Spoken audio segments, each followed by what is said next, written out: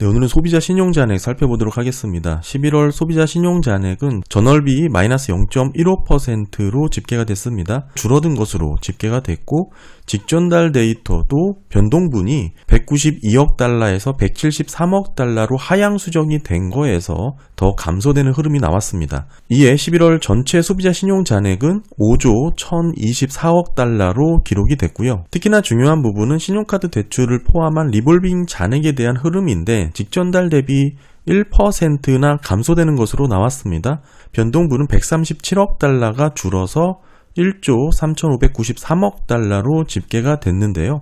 사실 지난달 제가 이 데이터를 말씀을 드릴 때 리볼빙 신용카드 대출 잔액을 포함한 변동분이 1.16% 증가를 했다. 157억 달러가 늘어서 지금 늘어난 변동폭 자체가 22년 6월 이후 최고치로 증가된 부분이다라고 말씀을 드렸습니다. 이런 부분을 연율화해서 따져보면 대략 13.9%에 달할 정도로 급격한 증가분이다라고 말씀을 드렸는데 그러면서 이런 흐름은 일시적인 변동으로 봐야 된다라고 말씀을 드렸고 결국 11월 달 들어서면서부터 재차 감소 흐름이 이어지는 것으로 재확인이 됐다 이렇게 볼 수가 있고요. 차트로 보면 이런 흐름입니다. 보시는 거는 10월 달 신용카드 대출 잔액 포함된 리볼빙 잔액인데 당시만 하더라도 이게 이렇게 1.16%로 증가를 하면서 이를 연율화했을 때 13% 대략 14% 가깝게 늘어났다. 결국 이런 데이터를 갖고 앞으로 소비 여력이 되살아나는 그런 긍정적인 해석을 하는 전망이 많았는데 여기에 은행대출 담당자 서베이 조사 결과도 완화적인 기조가 확인이 되었고요. 금리 인하 국면에 들어섰기 때문에 이런 부분이 소비심리 개선으로 큰 폭의 반등이 나타났다. 앞으로 소비가 더 강하게 유지될 가능성이 높다. 이런 전망을 많이 했었죠. 하지만 이게 11월 달 들어서면서부터 전월비 1% 이렇게 크게 감소하는 것으로 나왔습니다. 이 노란색이 지난달 반등했을 때의 위치인데 상당히 추세선을 강하게 이탈하면서 빠르게 신용카드 대출 잔액 포함 리볼빙 잔액이 줄어드는 그런 흐름을 보여주고 있다. 이렇게 봐야겠죠. 사실 직전 달 데이터도 1.16에서 1.12로 하향 수정이 된 거에서 더 큰 폭의 감소가 나왔다는 점은 상당히 의미가 있다 봐야겠습니다. 다만 사실 지난달하고 이번 달까지 어느 정도 변동성의 흐름으로 볼 수 있기 때문에 이런 부분을 제거하고 3개월 이동평균으로 살펴보면 너무나 명확하고 뚜렷하게 리볼빙 잔액이 줄어들고 있는 흐름을 재확인할 수 있습니다. 사실 이런 차트는 제가 10월달 리볼빙 잔액에서도 보여드렸다시피 변동성이 있는 데이터의 경우에는 3개월 이동평균으로 살펴보면 방향성을 쉽게 파악할 수 있다 말씀을 드리고 있죠. 결국 이런 부분을 놓고 봤을 때 높은 이자 부담 때문에 신용카드 대출이 확대되지 못하고 있는 상황으로 엿볼 수가 있고 결국은 소비 위축 방향으로 이어질 수밖에 없는 경기 하방의 모습을 가르치고 있다. 이렇게 봐야겠죠. 여기에 주의하실 점은 이 데이터는 명목 기준이라는 것이죠. 물가를 제외하고 실질 신용잔액 추세를 놓고 봤을 때는 감소 추세가 더 뚜렷하게 나올 수도 있다는 점 기억을 해야 될 것 같고요. 이런 부분에서 신용카드 대출 수요의 약화로 전반적인 소비 부진이 경기 전반에 영향을 미치는 그런 흐름으로 해석이 될 수 있습니다. 이렇게 소비자 신용잔액을 중요하게 보는 이유는 지금 미국 소비를 지탱하는 구조가 저축과 고용, 자산 가격, 부채로 이루어졌기 때문이고 이 중 하나라도 삐그덕거리고 둔화되는 모습, 위축의 방향으로 떨어지게 된다면 급격히 무너질 수밖에 없는 최대 한도치까지 소비를 이어나가고 있는 게 현재 미국의 소비 행태다라고 말씀을 드렸습니다. 따라서 이런 요인이 서로를 대체할 수 있는 부분이 아니고 이 네 가지 항목 모두가 최대치까지 적용을 해서 현재 수요와 소비 여력이 지탱이 되고 있다. 이렇게 봐야 됩니다. 따라서 이런 부분에서 소비 신용이 무너지게 된다면 그동안 탄탄하게 보였던 미국 서비스 소비 수요도 흔들릴 개연성이 상당히 높다. 이렇게 봐야겠죠.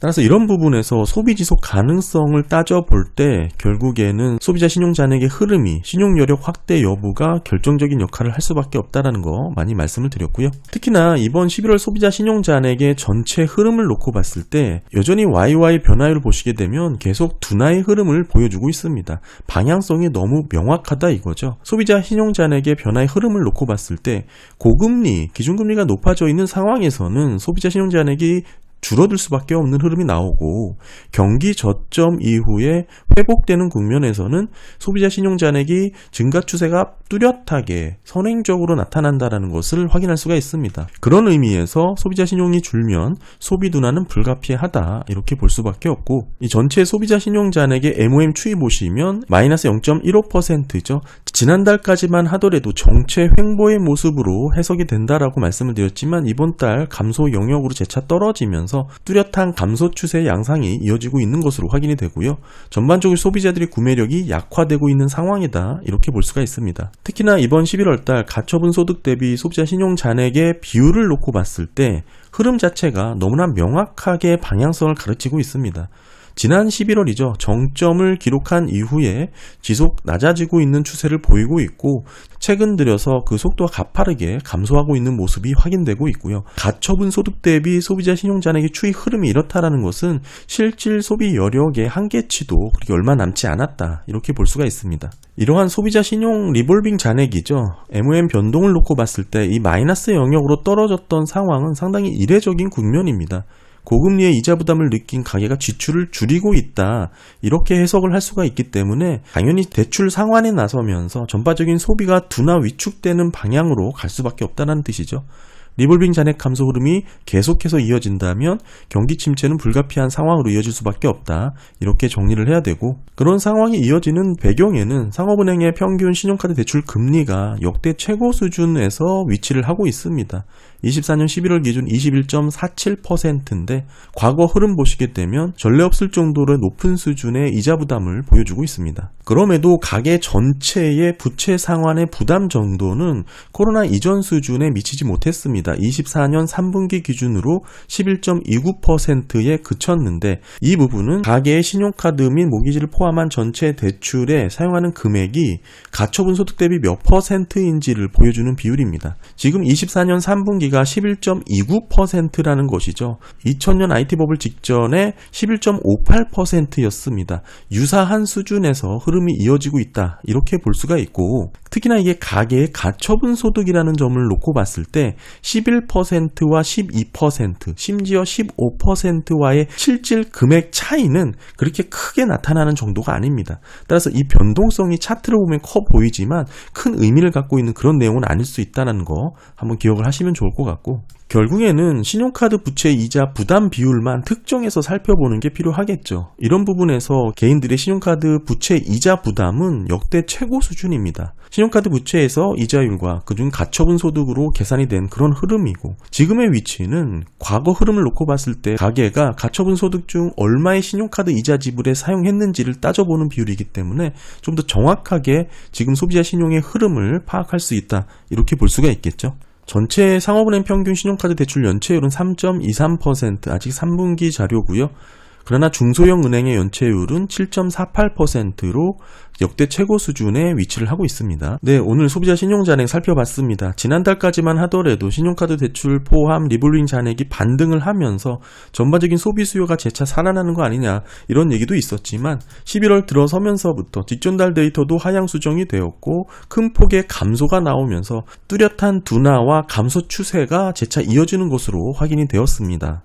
예전부터 보여드렸던 미국의 서비스 주도, 소비 주도의 경제 구조이기 때문에 제조업 경기의 흐름과 달리 서비스 수요는 탄탄하고 견고한 모습을 이어나갈 수밖에 없다라고 말씀을 드렸죠. 따라서 실제 GDP 흐름상도 전체 70% 이상을 차지하는 게 소비, 특히나 서비스 소비 주도의 경제 구조라는 점을 놓고 봤을 때 소비에 대한 결과치 데이터를 놓고는 우리가 선행해서 살펴볼 만한 의미 있는 지표는 없습니다. 다만 이렇게 소비자 신용 잔액이라든지 이런 디테일한 모습을 통해서 금리 인상에 대한 부담이 실제 소비자 신용에서 어떻게 나타나는지를 좀 엿볼 수가 있다, 이렇게 봐야겠죠. 계속해서 신용 공급이 제약이 되고 있는, 한마디로 줄어들고 둔화되고 감소되는 흐름이 나타나고 있잖아요.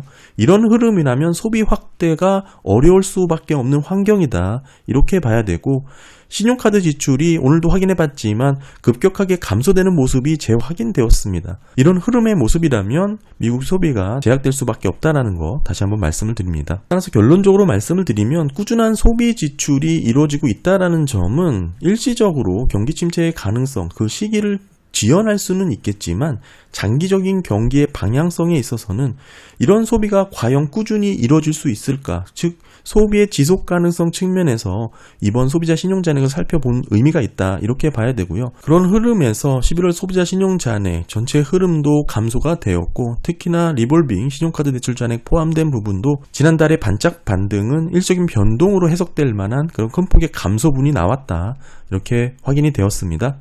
네, 감사합니다.